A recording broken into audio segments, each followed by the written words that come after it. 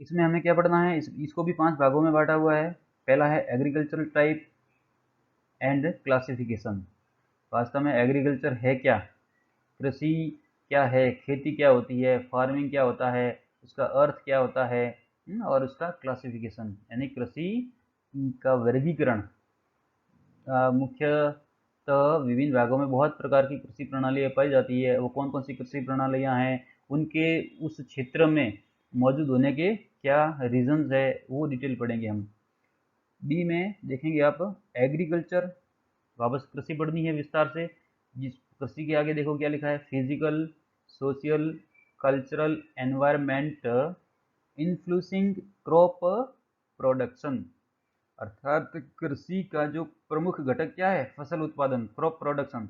और फसल उत्पादन को प्रभावित करने वाले भौतिक, सामाजिक और सांस्कृतिक पर्यावरण के कौन से घटक ऐसे हैं जो इस एग्रीकल्चर के क्रॉप प्रोडक्शन को अर्थात फसल के उत्पादन को प्रभावित करते हैं।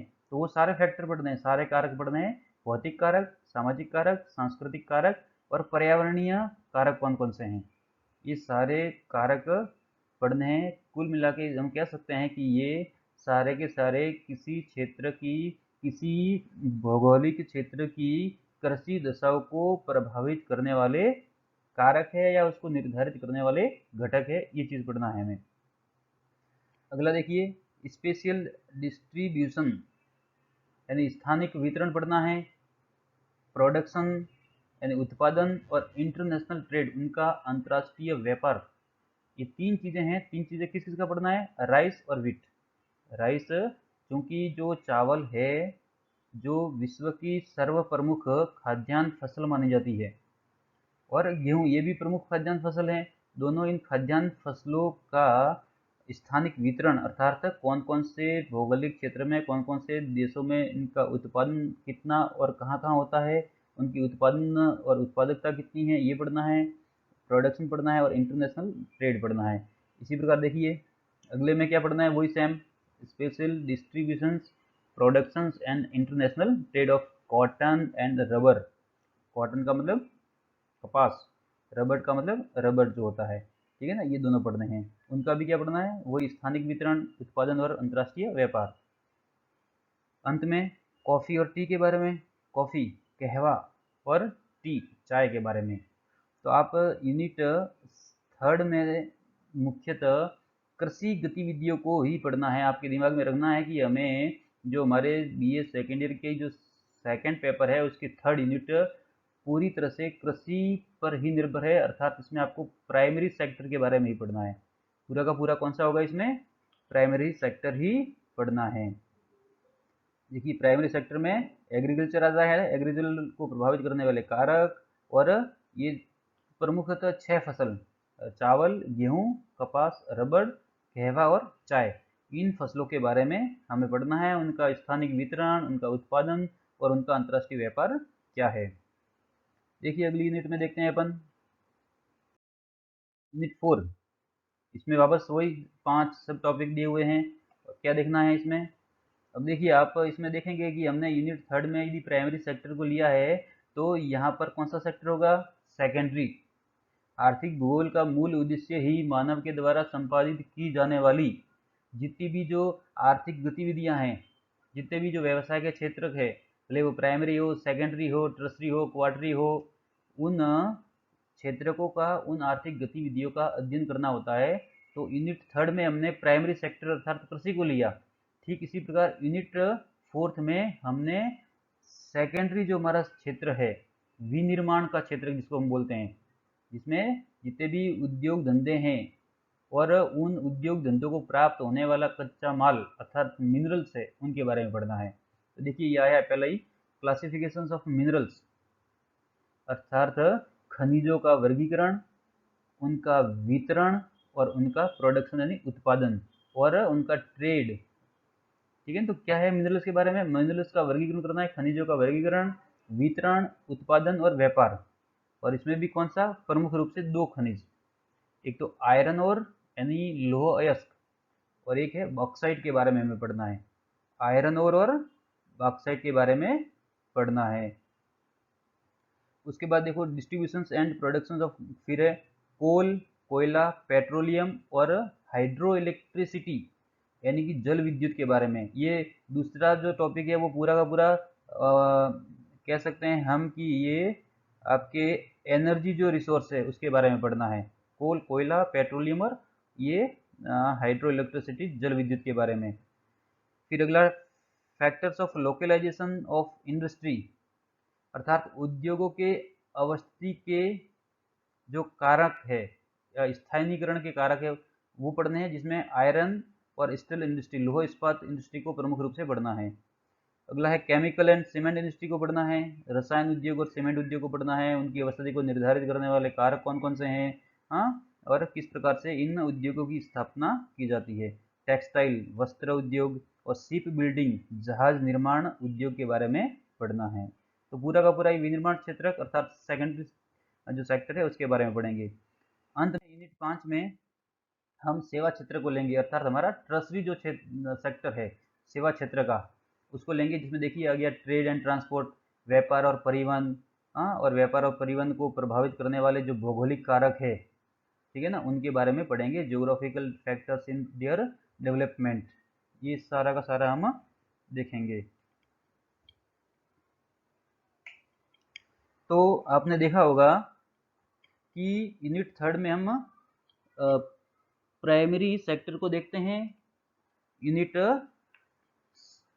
4 में सेकेंडरी सेक्टर को देखते हैं, और यूनिट जो हमारी 5th है उसमें हम सर्विस सेक्टर अर्थात तृतीय क्षेत्र को विस्तृत रूप से देखना है।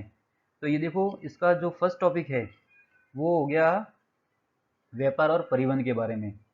सेकंड में देखिए major water, land and air transport routage, जो रूट्स है प्रमुख परिवहन के जो मार्ग है कौन कौन से, वाटर वाले, जल मार्ग कौन कौन से हैं, जो स्थल मार्ग कौन कौन से हैं लैंड वाले, और जो वायु मार्ग कौन कौन से हैं, उनका पूरा विश्व के स्तर पे अध्ययन करना है।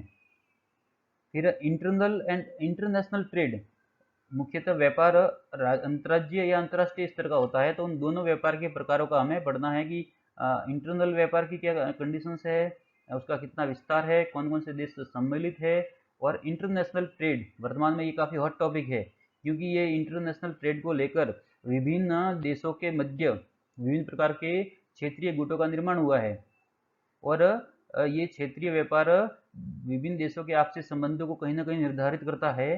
तो और उस अंतर्राष्ट्रीय व्यापार को जो निर्धारित करने वाला एक अंतर्राष्ट्रीय स्तर का संगठन है WTO, वर्ल्ड ट्रेड ऑर्गेनाइजेशन, अर्थात इस विश्व व्यापार संगठन के बारे में पढ़ना है, और साथ में ही ग्लोबलाइजेशन अर्थात वैश्वीकरण, भूमंडलीकरण बोलते हैं, कि इस दौर में वर्तमान में अंतर्राष्ट्रीय स्तर पर जितना व्यापार का विस्तार हुआ है और विभिन्न देश भौगोलिक दूरी को खत्म करते हुए संचार और तकनीकी के माध्यम से एक दूसरे के करीब आ गए हैं, और पूरा का पूरा विश्व एक पूरा ग्लोब का क्या हो गया है, एकीकरण हो गया है, विश्व का एकीकरण हो गया है, विभिन्न प्रकार की अर्थव्यवस्थाएं एक दूसरे से जुड़ रही हैं। तो इस ग्लोबलाइजेशन और उसके वर्तमान में विकसित और अविकसित देशों पर क्या प्रभाव है, इस टॉपिक को पढ़ना है। ग्लोबलाइजेशन का भारत पर क्या इम्पैक्ट है, इसको भी हम विस्तृत रूप से पढ़ेंगे। वर्तमान में जो कोरोना का जो इम्पैक्ट क्या है, विश्व के व्यापार को किस तरह से प्रभावित कर रहा किया है, इसको भी हम अपडेट यहाँ करेंगे। अब देखिए लास्ट में टॉपिक है impact of WTO and globalisation on developing countries of the world. मैंने बताया था पहले ही कि WTO और ये जो ग्लोबलाइजेशन है यानी विश्व व्यापार संगठन और भूमंडलीकरण या वैश्वीकरण का जो हमारा डेवलपिंग कंट्रीज है, भारत जैसे जितने भी विकासशील देश है उन पर क्या प्रभाव है, क्योंकि कोई देश चाहेगा, कोई भी देश यही चाहेगा कि हमारा विकास उत्तरोत्तर होता रहे, और इस विकास की अंधी दौड़ में जो पिछड़े देश है, अविकसित देश है, अफ्रीकन देश है या लैटिन अमेरिकन देश है, एशिया के बहुत सारे ऐसे देश है, पश्चिमी एशिया के बहुत सारे ऐसे देश है जो वास्तव में इस विकास की अंधी दौड़ में काफ़ी पिछड़े हो गए हैं। तो उस पिछड़ेपन के कारण WTO और ये ग्लोबलाइजेशन की क्या भूमिका है, उनका क्या इम्पैक्ट उन पे पड़ रहा है, इसके बारे में हम बड़े ही विस्तृत रूप से पढ़ेंगे। तो देखिए बच्चों, आपको मोटा मोटा समझ में आ गया होगा कि हमें BA सेकेंड ईयर में जो सेकंड पेपर है भूगोल का, उसमें आर्थिक भूगोल के बारे में पढ़ना है। और आर्थिक भूगोल का मुख्य अध्ययन का विषय वस्तु क्या रहता है, आर्थिक गतिविधियां। पहले यूनिट में तो हम जनरल डिस्कस कर लेंगे कि आर्थिक भूगोल क्या है, उसका अन्य विषय से क्या संबंध है, इसमें क्या क्या चेंजेस आ रहे हैं। लेकिन अगली जितनी भी यूनिट है उसमें आपको आर्थिक व्यवसाय के जो प्रमुख क्षेत्र है, अर्थव्यवस्था के क्षेत्र या मानव के द्वारा अपने आर्थिक विकास को बनाए रखने के लिए की जाने वाली विभिन्न प्रकार की जो आर्थिक गतिविधियां हैं, व्यवसाय के क्षेत्र है, उनको अलग अलग भागों में बांटा है। और प्रत्येक क्षेत्र का बहुत ही विस्तृत अध्ययन करना है, जिसमें प्राइमरी सेक्टर, सेकेंडरी सेक्टर और टर्सरी यानी प्राथमिक क्षेत्र, द्वितीयक क्षेत्र और तृतीयक क्षेत्र को हमें मुख्यतः फोकस करना है। तो आप मोटा मोटा ये फ्रेमवर्क दिमाग में रखेंगे, एक सिलेबस होना चाहिए आपके दिमाग में, और उसको ध्यान में रख के यदि आप स्टडी करेंगे तो आपको ये ज़्यादा फायदा इसका मिल पाएगा। तो हम सेकेंड ईयर के स्टूडेंट के लिए पेपर फर्स्ट और पेपर सेकंड दोनों के पाठ्यक्रम का बहुत ही विस्तृत ढंग से अध्ययन कर चुके हैं। और साथ में आपके 60 नंबर का एक प्रायोगिक पेपर भी रहेगा प्रैक्टिकल का, उसका हम अगले कभी वीडियो में डिस्कस कर लेंगे कि वास्तव में प्रैक्टिकल ज्योग्राफी में आपको कौन कौन से टॉपिक को पढ़ना है और किस प्रकार से पढ़ना है और समझना है। ठीक है, अब अगले क्रम में हम पेपर जो आपका सेकंड है उसका एक एक टॉपिक लेंगे और उसको मैं बहुत ही सरल तरीके से समझाने का प्रयास करूंगा, और आशा करूंगा कि आप थोड़ा इस ओर ध्यान देंगे और चीज़ों को समझने की कोशिश करेंगे, जिससे आगामी समय में संपन्न होने वाली आपकी जो वार्षिक मूल्यांकन अर्थात जो परीक्षा हैं उसमें आपको ये फ़ायदा मिल सके। और चूंकि देखिए भूगोल वर्तमान में आपकी जो ये दोनों पेपर है, ये आने वाली प्रतियोगी परीक्षाओं में जब आप सम्मिलित होंगे आपका आफ्टर ग्रेजुएशन, तब ये सिलेबस काफ़ी जीके और जीएस में इसकी महत्वपूर्ण भूमिका रहेगी। इसलिए इसको आप यह समझकर ना पड़े कि मुझे केवल एनुअल या एकेडमिक स्तर पर ही इसका ज्ञान प्राप्त करना है और मैं एक डिग्री प्राप्त कर लूँगा। आप यदि आगे कंपटीशन के दौर से गुजरेंगे तब वापस इन चीज़ों को आपको पढ़ना पड़ेगा। तो क्यों नहीं हम अभी से ही इसको ये सोचकर पढ़े कि आगामी समय में जब भी मैं नेक्स्ट एग्ज़ाम दूंगा कंपटीशन के, तब मुझे चीज़ें वापस पढ़नी है, तो इसको अभी से ही कंठस्थ और व्यवस्थित तरीके से अपने दिमाग में बैठाऊँ। धन्यवाद।